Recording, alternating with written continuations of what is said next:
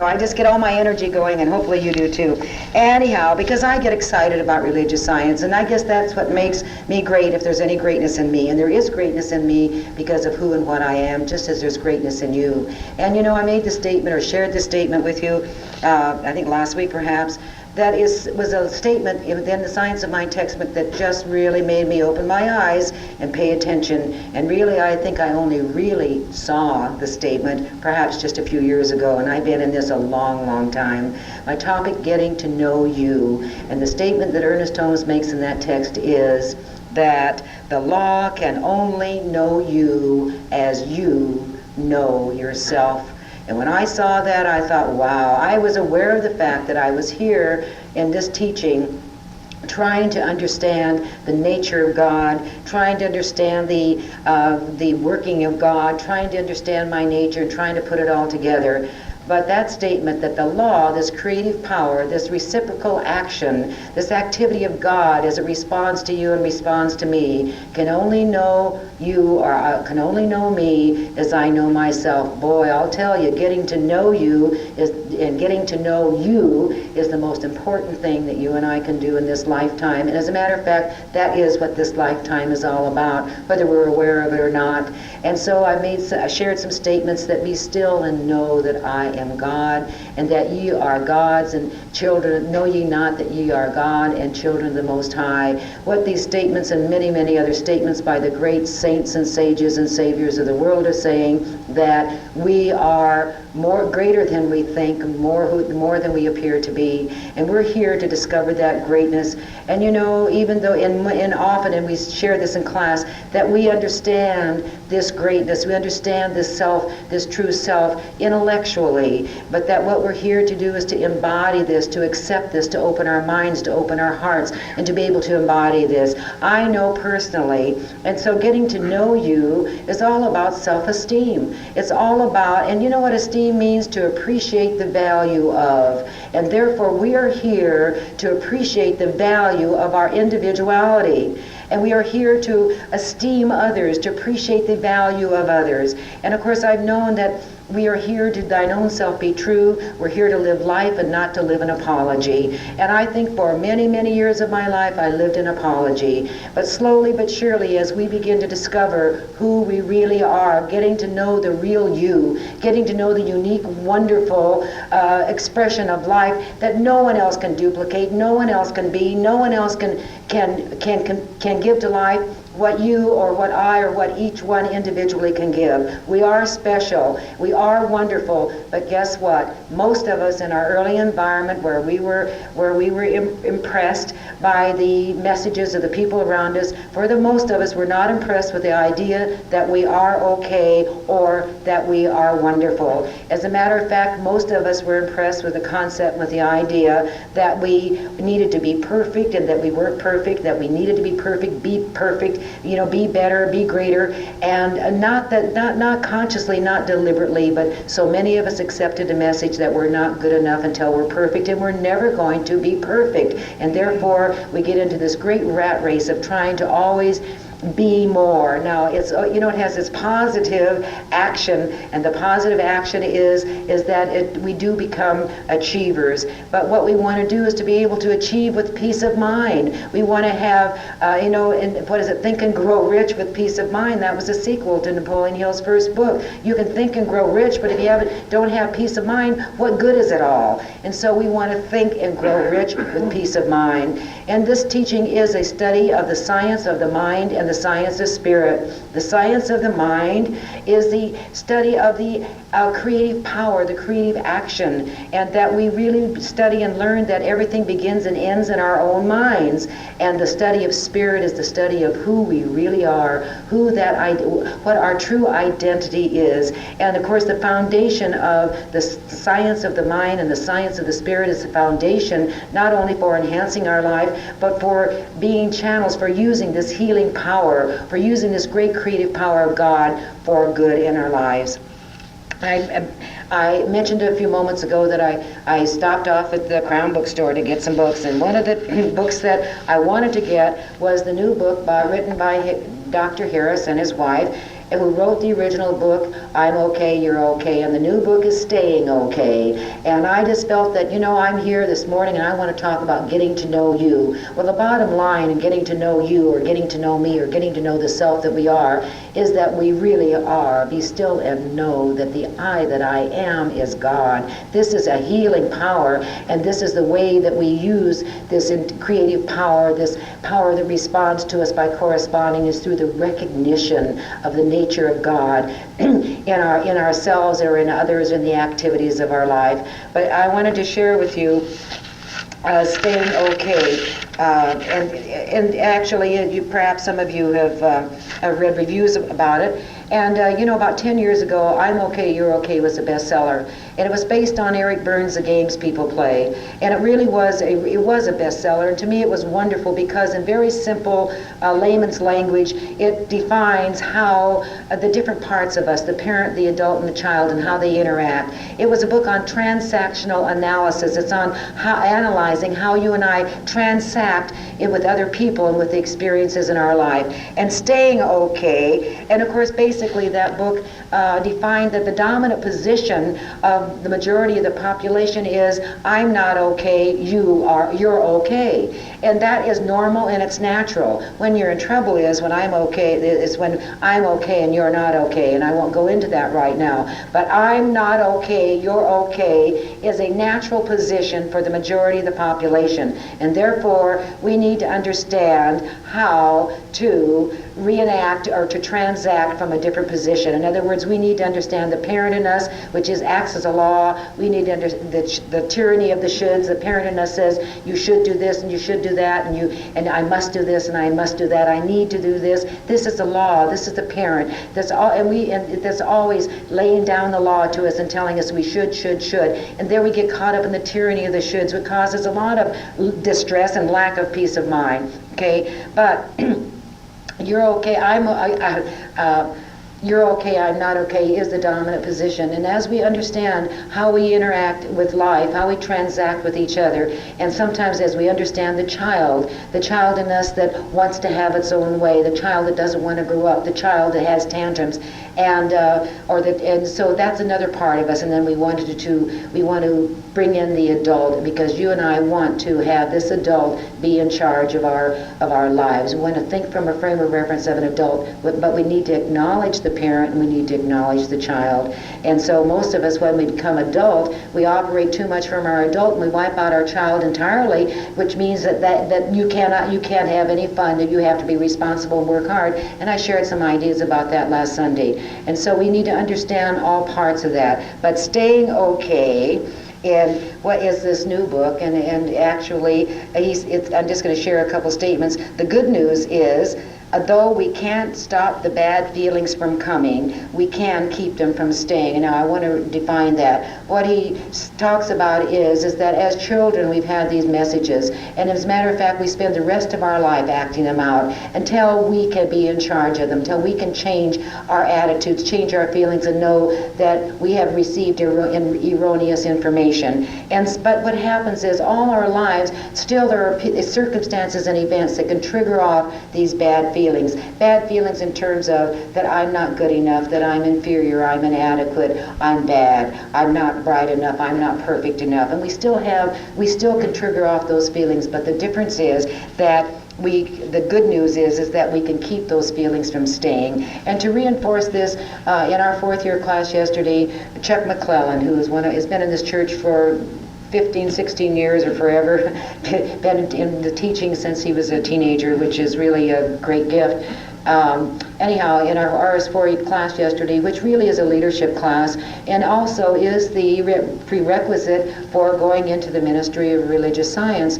But most of the people taking that class are there probably because they don't know why they're there. They cannot help being there, but basically because it's really self-growth. It's really moving into a greater awareness of understanding, getting to know you, understanding who we are, what we are, and why we're here, understanding the nature of God, the nature nature, God's universe, etc.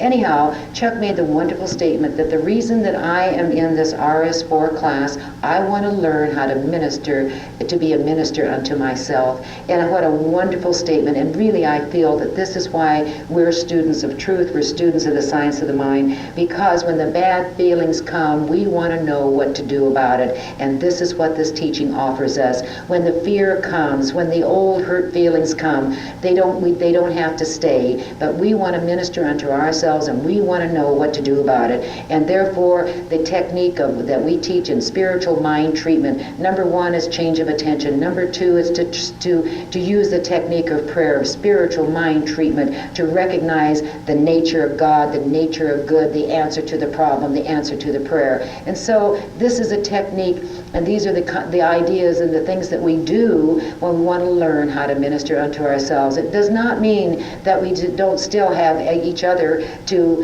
help us through sometimes a challenge or a trying time, but it means that that in the long run we are here to learn to minister unto ourselves. And what a fabulous concept.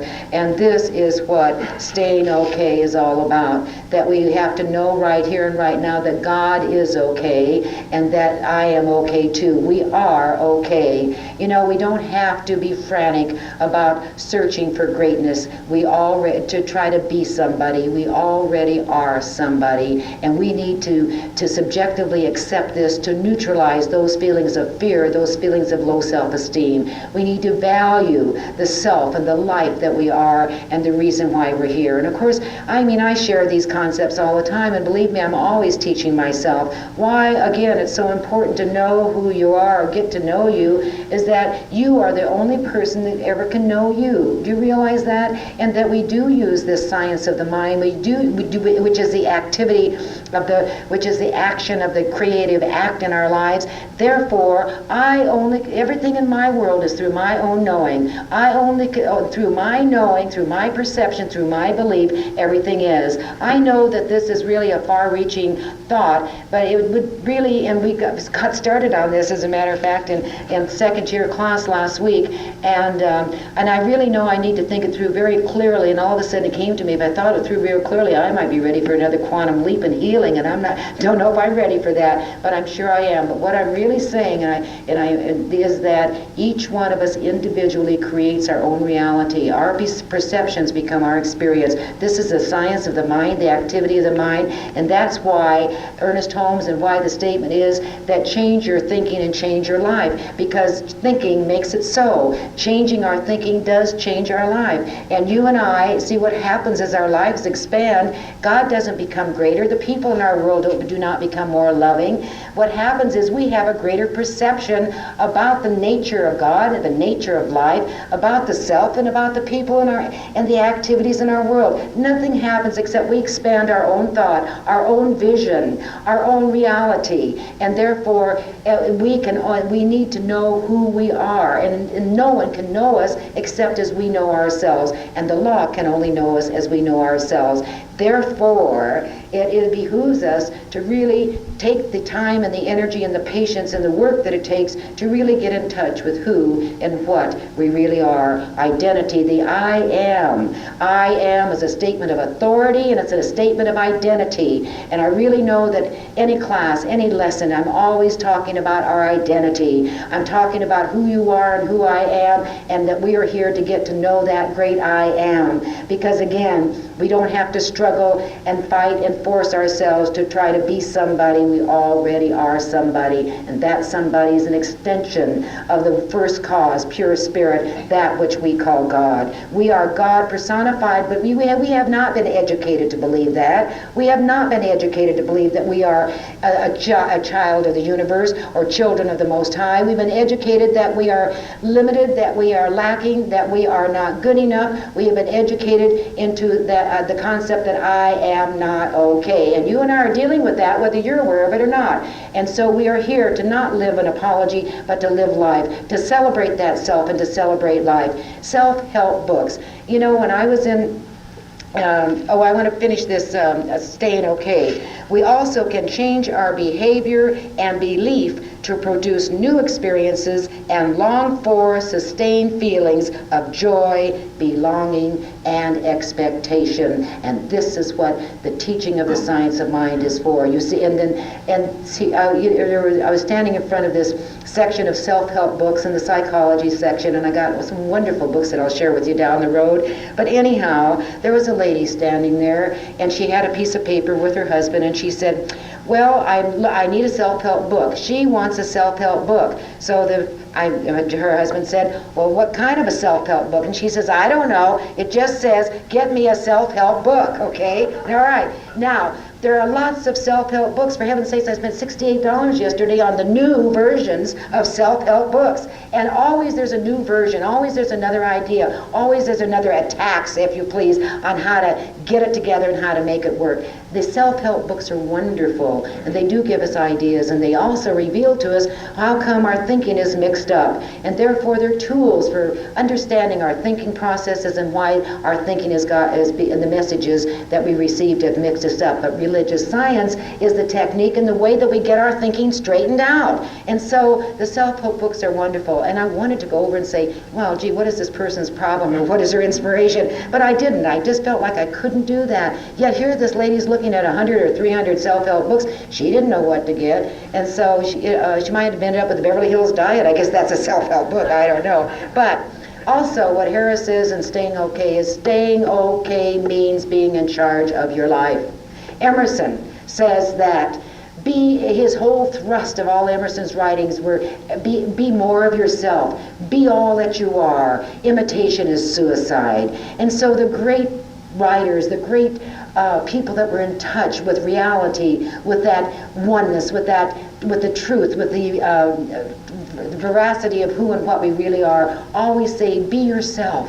Dare to be yourself. Dare to accept yourself. Imitation is suicide. We're not here to be like anyone else. We're here to accept our uniqueness and the wonder of who and what we are. That each one of us does make a difference in this world. And again, we're here to esteem that self, which means to value that self. When you value the self that you are, you're valuing God. You're valuing the source of that self and the source of your life.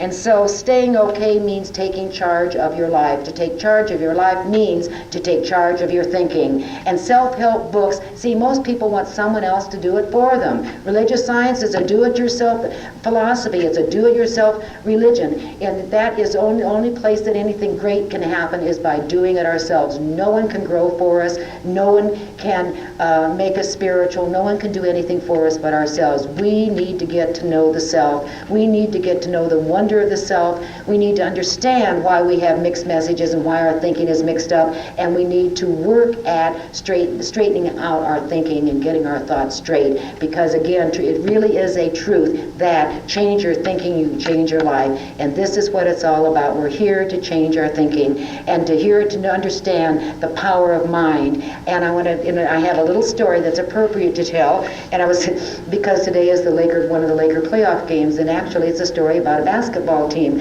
Last week I was going to share it with you because I was talking about mind, I think. I don't think I talk about anything else. Anyhow, it flew out of my hand and went under my car. I decided not to go on my hands and knees to go into the car to get that little piece of paper, and it disappeared. But you see, today was the appropriate time to share the story, and the story is about a reporter who was covering let's pretend like it was a reporter that was covering a championship basketball playoff, and the reporter saw the coach giving the players some little white pills, and so he said to the coach, well, what are those white pills? And he says, they're just sugar pills. He said, the reporter says, well, does it help the team? And the coach says, they think it does.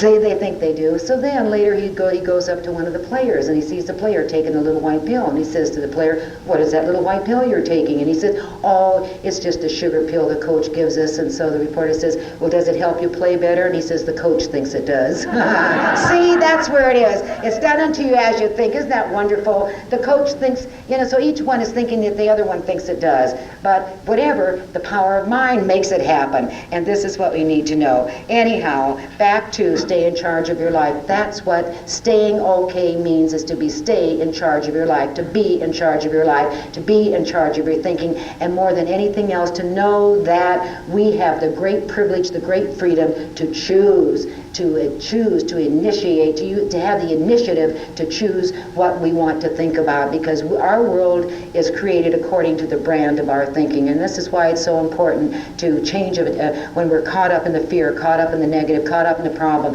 that we need a change of attention. No wonder healing prayer, healing treatment is the recognition of the nature of God, individualized, that God is the activity in my life right here and right now. Do you know, I got so involved in that little be still and know that I am God in my in our little treatment this morning, that one of the statements that I wanted to share with you, and it's a statement of Ernest Holmes, he says that if we would say, I am a divine, perfect, eternal manifestation of the one and only power, from which daily, now and forever, in perfect peace and joy, I draw everything that is good. That is a statement of power, a recognition of the nature of God. Let me say it again. I am a divine, perfect, eternal manifestation of the one and only power, from which daily, now and forever, in perfect peace and joy, I draw everything that is good.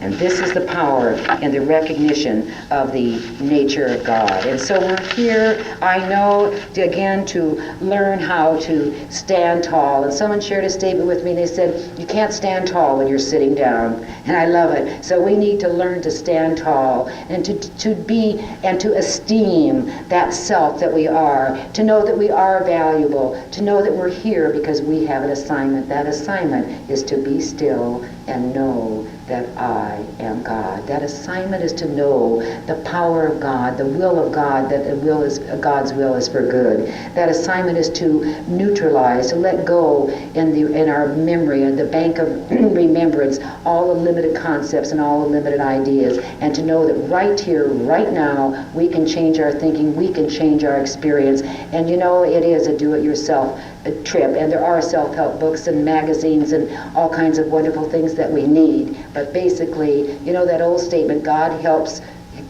him who helps himself. And that's true. When you are in this growth process, you can know that you're not left alone. And you know, I read a statement that says, if God's eye is on the sparrow, then for heaven's sakes, isn't God's eye on you? Of course it is. And so we need to know that wherever we are, there is, and that when we're into this effortful growth process, that God is with us, God is for us, God is sustaining us, supporting us, nurturing us, bringing the right people into our life at the right time for the unfolding, for the evolving of greater good in our lives. For this are we really here. So we don't have to strain, we don't have to try to be or imitate anyone else. What we really have to do is to be willing to accept the self that we are as the greatness that we are. And of course we hear the statements over and over again that God is great by means of you. And Sandy sang this morning, God loves by means of you.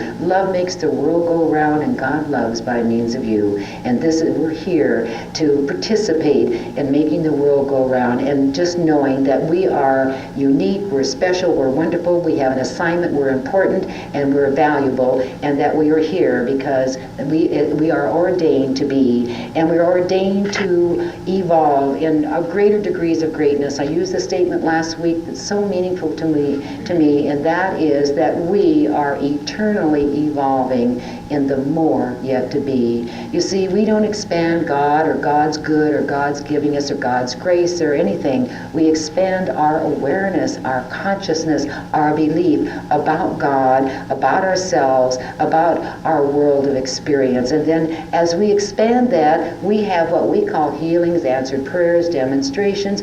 See, Ernest Holmes says that as your concept of God expands, your concept of prayer expands. That's true. And as our concept of God expands, our concept of self expands. Getting to know you. How often have you thought, perhaps, no one really knows me. No one really knows who I am. And you know what? That's true. No one can really know who you are or who I am However, we need to communicate that, and we need to perhaps even say, what we're really saying is see me, recognize me, know me. And of course, this is what relationships are all about. And so esteem yourself. Esteem, value the people that are in your world. If you and I are children of God, children of the Most High, children of the universe, so is everyone else. But basically, it goes right back to one. And one is, there is nothing but God, and you and I are individualized expressions of God. And the other thing is that the only thing that you and I can know, our world is a reflection of our knowing, and that we only can be, have and experience what we know. Therefore, it really is important that we get on with our knowing, that we really dare, that we risk getting in touch with who we really are. You don't have to stay that way. Nothing has to stay the way we are. We can move in consciousness. We can move into a greater degree of experiencing life. And this is what the freedom of God is for you, what the grace of God is for you, and what the love of God is for you and for me. I shared in class Tuesday night that the only prayer that Thomas Turr gave to his son when he went to World War I, was, cause me to know thee in me today. The only prayer that this great mind, this great man that could understood the way mind worked and the nature of God, and that we have to have an encounter with the attributes and the qualities of life, of Spirit of God. Cause me to know thee in me today. Getting to know you is to know the me of me, to know God in us. And the other thing that in Staying Okay, towards the end of the book I just skimmed, there was a comment, well, what do we have to say about religion? And actually it's not a book on religion, of course. It's on a book of psychology. It's on how we act and interact with the aspects of our mind. But basically, she said, if I had a statement of religion to make, it's this: we're all in this thing together, and God is in it too. That is the way it is. We're all in this thing together, and God is in it too. We're fellow travelers, and it's so exciting and so important to have fellow travelers. Charles McLaughlin, each one of the students have to give a half-hour teaching class from one of our teaching outlines, and Chuck McLaughlin yesterday gave a lesson on Troward, and as he was working with these ideas and as he was sharing these ideas, and in terms of, we are here to make a decision. Until we make a decision, nothing happens. We have to make a decision to move into action this creative intelligence, this creative power that creates good in our lives. But as he was sharing these ideas, he got so excited. He says, this is really heady stuff, because you get in touch with the impact, the import of what you and I have the great privilege of giving birth to a new heaven and a new earth, to a new you, to a new experience.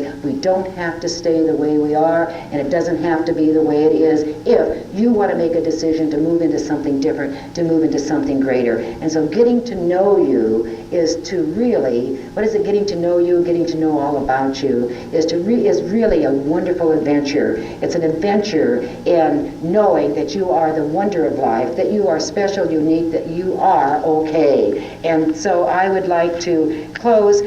I want to just quote Robert Louis Stevenson too again. To be what we are and to become what we are capable of becoming is the only end of life. Also, I'd like you to share something with me. You've done it before, but someone who is here maybe has not done it before. What I would like to ask you to do is to reach up and touch your face,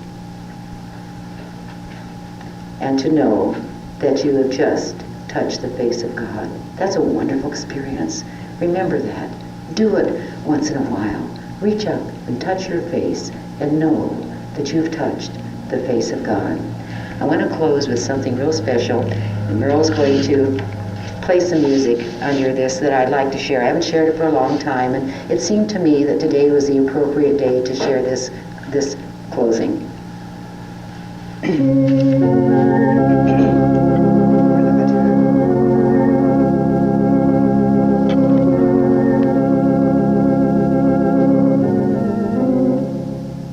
Do you need me? I am there. You cannot see me, yet I am the light you see by. You cannot hear me, yet I speak through your voice. You cannot feel me, yet I am the power at work in your hand. I am at work, though you do not understand my ways. I am at work, though you do not recognize my works. I am not strange visions, I am not mysteries. Only in absolute stillness, beyond self, can you know me as I am, and then but as a feeling and a faith. Yet I am there, yet I hear, yet I answer. When you need me, I am there. Even if you deny me, I am there. Even when you feel most alone, I am there. Even in your fears, I am there. I am there when you pray and when you do not pray. I am in you and you are in me. Only in your mind can you feel separate from me, for only in your mind are the mists of yours and mine. Yet, only with your mind can you know me and experience me. Empty your heart of empty fears. When you get yourself out of the way, I am there.